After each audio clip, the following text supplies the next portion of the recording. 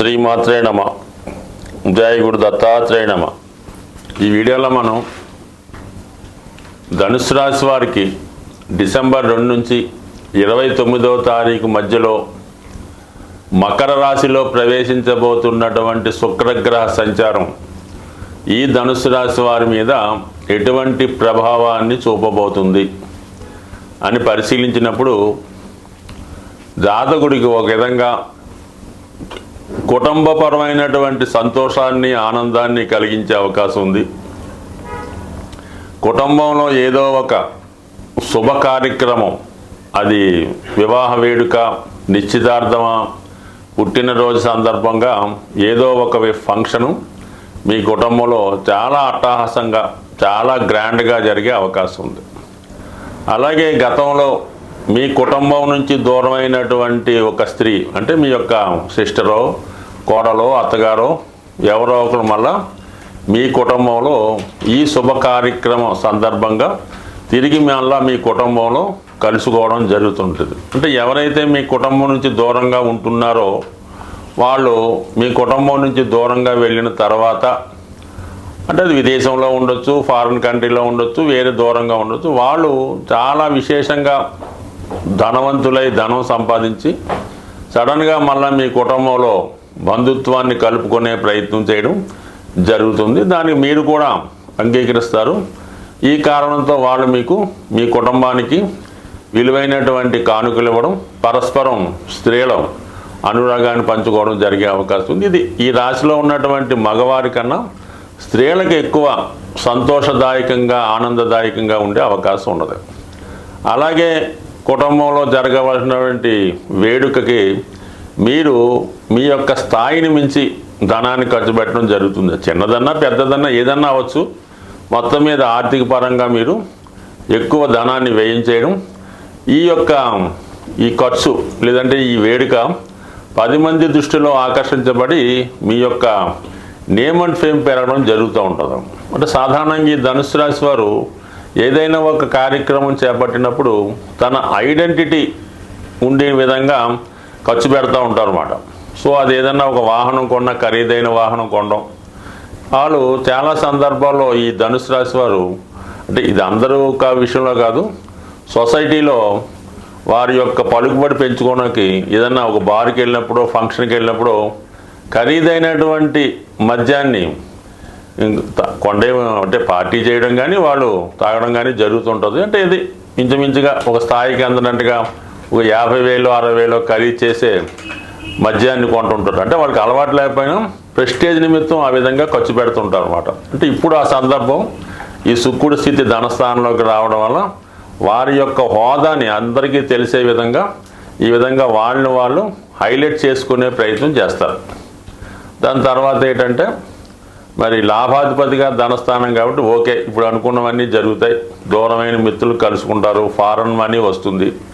ఇక షష్టాధిపతి కుటుంబ స్థానంలో ఉండడం వల్ల ఒక పక్కన సంతోషంగా ఉంటూనే మరో పక్కన కుటుంబ సభ్యుల మధ్య ఆర్థిక పరమైన విషయాల్లో అభిప్రాయ భేదాలు వచ్చే అవకాశం ఉంది. సాధారణంగా ఎలా ఉంటుందంటే ఏదైనా ఒక ఫంక్షన్ జరిగినప్పుడు ఎవరికి వాళ్ళు, అంటే మీ కుటుంబంలో వారు, మీరు కొంత, మీ భార్య గారు కొంత, మీ పిల్లలు కొంత, ఈ విధంగా కొంత అనుకున్న దానికన్నా 4 రెట్లు ఖర్చు పెడతారు.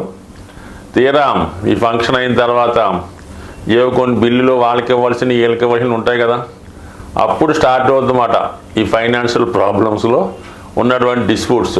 సో ఆ విధంగా ఆర్థిక పరమైన విభేదాలు వచ్చే అవకాశం ఉంది ఇదే సమయంలో.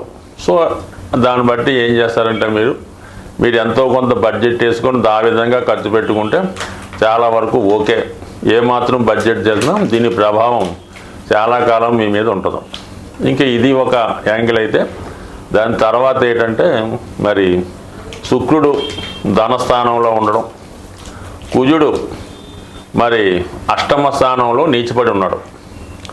సో ఎప్పుడైతే కుజుడు నీచపడి ఉన్నాడో అష్టమ స్థానంలో జాతకుడు రహస్యంగా కొన్ని కర్మలు చేస్తూ ఉంటాడు అన్నమాట. రహస్యంగా అంటే ఇటు కుజుడు నీచబడి జలతత్వంలో ఉన్నాడు కదా, రహస్యంగా ఏదైనా బార్ అండ్ రెస్టారెంట్కి వెళ్ళటం, లేదంటే ఎవరినన్నా రహస్యంగా కలుసుకొని మెయింటైన్ చేయడం, ఇదంటే ఏదైనా జోదం ప్యాకెట్ లాంటివి చేసుకోవడం, ఇదంటే గోవా ఊటీ వెళ్ళి అక్కడ ఎంటర్టైన్మెంట్లో పాల్గొనడం జరుగుతూ ఉంటుంది. ఈ శుక్రుడు కుటుంబ స్థానంలో ఉండి అష్టమంలో ఉన్నటువంటి కుజుడితో నీచ కుజుడితో చూడబడటం వల్ల జాతకుడు ఈ సమయంలో ఏదో ఒక అక్రమ రిలేషన్ పెట్టుకునే అవకాశం ఉంది. సో దానివలన జాతకుడు నేమ్ అండ్ ఫేమ్ పాడవడం, సంఘంలో సొసైటీలో అతని పేరు పోగొట్టుకునే విధంగా ఉండే అవకాశం ఉంది. కాబట్టి ఎట్టి పరిస్థితుల్లో కూడా జాతకుడు మరి స్త్రీలతో ఎటువంటి పరిచయాలు పెట్టుకున్నా కూడా అపకీర్తి పొందే అవకాశం ఉంది. స్వస్తి. జీవితంలో ఒక జాతకుడు కానీ జాతకరాలు కానీ వాళ్ళ యొక్క సౌందర్యం, ఆకర్షణ, అందం, ప్రేమ ఇవన్నీ జీవితంలో కలగాలన్నా, ఆఖరికి ఒక జాతకుడు శుభ్రమైనటువంటి వస్త్రాలు ధరించాలన్నా, ఒక మంచి భోజనం చెయ్యాలన్నా, అలాగే మంచి వాహనం కొనుక్కోవాలన్నా, ముఖ్యంగా వివాహ జీవితం ఎటువంటి ఇబ్బందులు లేకుండా సౌకర్యంగా ఉండాలన్నా శుక్రగ్రహ అనుగ్రహం తప్పనిసరి. అంటే శుక్రుడు కలల కారకుడు, అలాగే జాతకుడి యొక్క బలహీనతలకి పతనానికి కూడా కారణం అవుతూ ఉంటాడు. ముఖ్యంగా వ్యసనాలకి శుక్రగ్రహ కారణం అవుతూ ఉంటుంది. అంటే రాక్షస గురువు కాబట్టి శుక్రాచార్యుల వారు ఇటువంటి వాటికి ఎంకరేజ్ చేస్తుంటారు అన్నమాట శుక్రుడి రూపంలో. అంటే స్త్రీ వ్యామోహం, అలాగే తాగుడు లాంటివి, మరి జోదం, దొంగతనాలు, హత్యలు, రేపులు, వీటికి కూడా ఈ శుక్రుడు వివిధ పాపగ్రహాలతో కలిసి ఉన్నప్పుడు, చంద్రుడు కూడా బలహీనమైనప్పుడు జరుగుతూ ఉంటాయి. అంటే శుక్రుడు సాక్షాత్తు లక్ష్మీ స్వరూపం లాంటిది అనుకుందాం. అంటే శుక్రుడి యొక్క అధిదేవత లక్ష్మీ అమ్మవారు. అంటే లక్ష్మీ అమ్మవారి యొక్క అనుగ్రహం కావాలంటే జాతకుడి యొక్క జన్మ జాతకంలో శుక్రుడు ఎటువంటి కళంకం లేకుండా ప్యూర్గా సింగిల్గా శుభగ్రహ స్థానంలో ఉంటే జాతకుడికి అదృష్టం వరించడం జరుగుతుంది. శుక్రుడు ఎటువంటి పాపగ్రహంతో కలిసినా ఆ గ్రహ కారకత్వాల ద్వారా జాతకుడు పతనం అవ్వడం జరుగుతూ ఉంటుంది. శుక్రుడి యొక్క అనుగ్రహం కావాలంటే జాతకుడు లక్ష్మీ అనుగ్రహాన్ని పొందవలసి ఉంటుంది.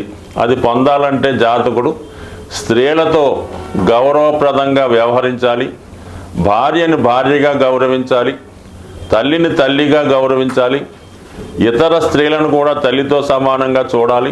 అలాగే తన కుటుంబంలో ఉన్నటువంటి కోడలను కానీ, కుమార్తెను కానీ, మదర్ను కానీ, చెల్లెళ్ళను కానీ, అక్కలను కానీ దేవతా స్వరూపంగా కొలిచి దానికి అనుగుణంగా వాళ్ళకి వివిధ రూపాల్లో ఎటువంటి ఇబ్బంది రాకుండా, వాళ్ళకి బాధ కష్టం రాకుండా ఖచ్చితంగా వాళ్ళకి అన్ని సౌకర్యాలు కల్పించాలి. జాతకుడికి ఉన్నా లేకపోయినా వాళ్ళకి బట్టలు, నగలు, సమయానికి వివాహం చేయడం ఇవన్నీ కూడా సమకరించినప్పుడు జాతకుడిలో ఉన్నటువంటి శుక్రగ్రహం యాక్టివేట్ అయి జాతకుడికి శుభ ఫలితాలు రావడం జరుగుతూ ఉంటుంది.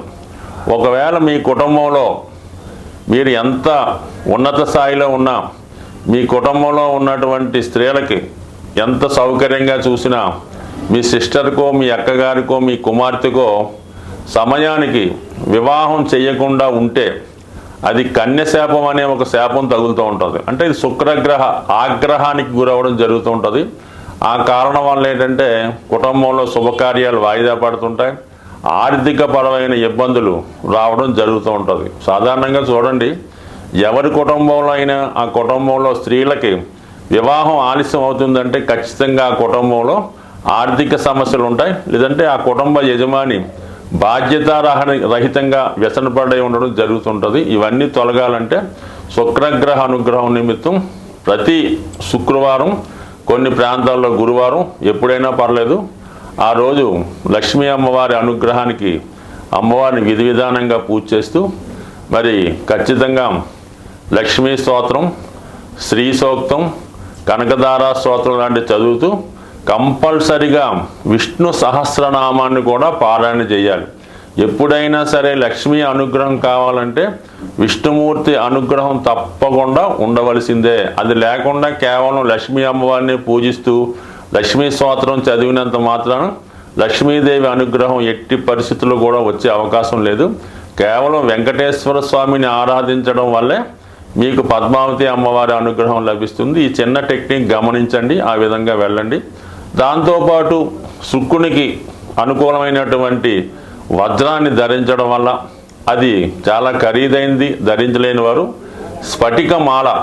స్ఫటికమాలని ధరించడం వల్ల జాతకుడికి లక్ష్మి అనుగ్రహం కలుగుతుంది.